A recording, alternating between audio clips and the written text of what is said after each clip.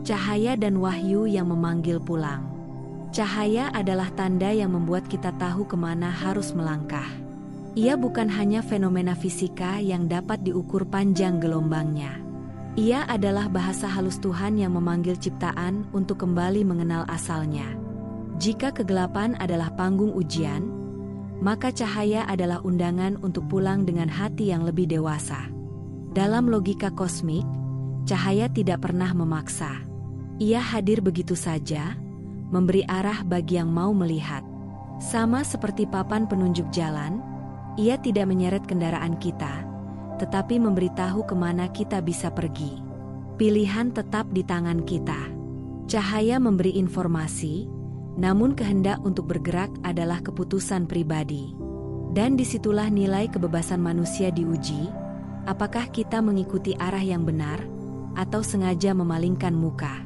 Cahaya bekerja di banyak lapisan. Ada cahaya yang bisa ditangkap mata, seperti sinar matahari yang menghangatkan kulit. Ada cahaya yang hanya ditangkap hati, seperti rasa lega ketika menemukan kebenaran. Dan ada pula cahaya yang tidak tampak namun mengubah segalanya, seperti ketenangan yang tiba-tiba hadir di tengah doa. Semua bentuk cahaya ini memiliki satu tujuan, menuntun kita dari kebingungan menuju pemahaman, dari rasa terpisah menuju keterhubungan. Namun cahaya bukan berarti segalanya menjadi mudah. Justru kadang, ketika cahaya datang, ia memperlihatkan betapa berantakannya ruangan kita.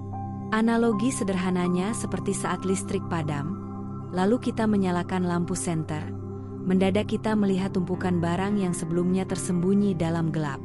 Ada momen tidak nyaman, karena cahaya menyingkap yang selama ini kita hindari. Tapi tanpa momen itu, kita tidak akan tahu apa yang perlu dibereskan. Cahaya juga memanggil dengan cara yang lembut. Ia tidak seperti alarm darurat yang memekakan telinga. Ia lebih seperti aroma masakan yang mengundang kita ke dapur. Pelan, tapi tak terbantahkan. Dalam kehidupan, ajakan cahaya bisa berupa pertemuan yang mengubah cara pandang kita, kalimat sederhana dari seorang teman, atau kejadian kecil yang membuat kita berhenti sejenak dan merenung. Ia tidak selalu dramatis, tetapi efeknya dalam.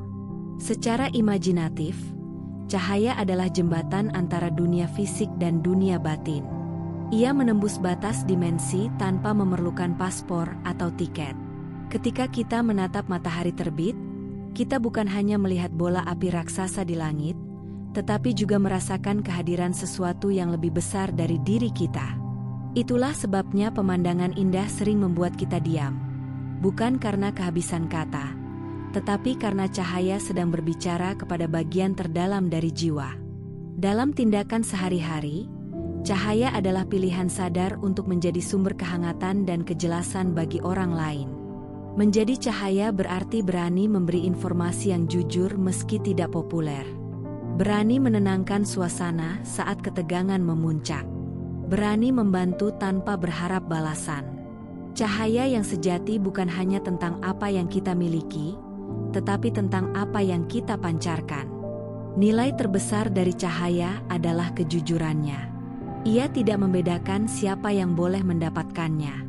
Matahari tidak memilih untuk hanya menyinari ladang yang subur, dan lampu jalan tidak hanya menerangi rumah yang rapi.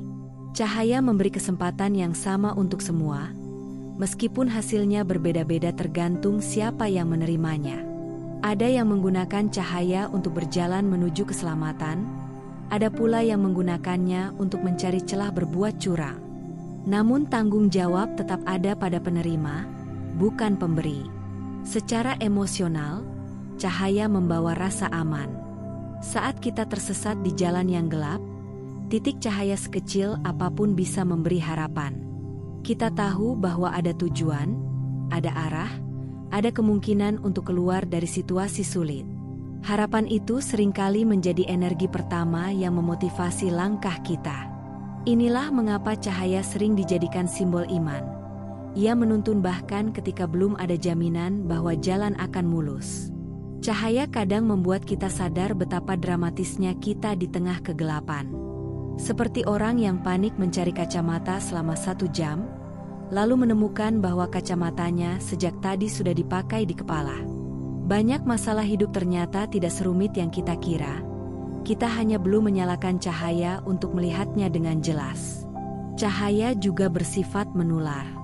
Seseorang yang hidupnya dipenuhi cahaya akan memantulkannya ke sekitarnya tanpa sadar. Senyum tulus bisa menjadi cahaya bagi orang asing yang sedang putus asa. Sikap sabar bisa menjadi cahaya bagi keluarga yang sedang gelisah. Dan kebaikan sederhana, seperti mendengar dengan sepenuh hati, bisa menjadi cahaya bagi seseorang yang merasa tidak pernah didengar. Namun cahaya tidak berarti kita harus menghapus semua kegelapan. Dalam harmoni semesta, cahaya dan kegelapan saling melengkapi. Kegelapan memberi konteks, cahaya memberi arah. Jika kita hanya mengenal terang, kita akan lupa bagaimana rasanya kehilangan arah. Dan dengan itu, lupa cara membantu orang lain keluar dari gelap. Tuhan menempatkan kita di antara keduanya, agar kita mengerti nilai dari masing-masing.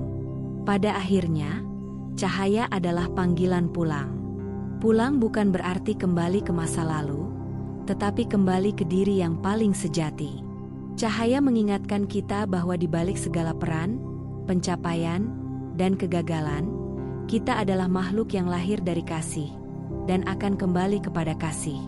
Setiap kali kita mengikuti cahaya, kita sedang melangkah menuju rumah yang sebenarnya, tempat di mana kita tidak lagi tersesat, karena kita telah menjadi bagian dari sumber cahaya itu sendiri.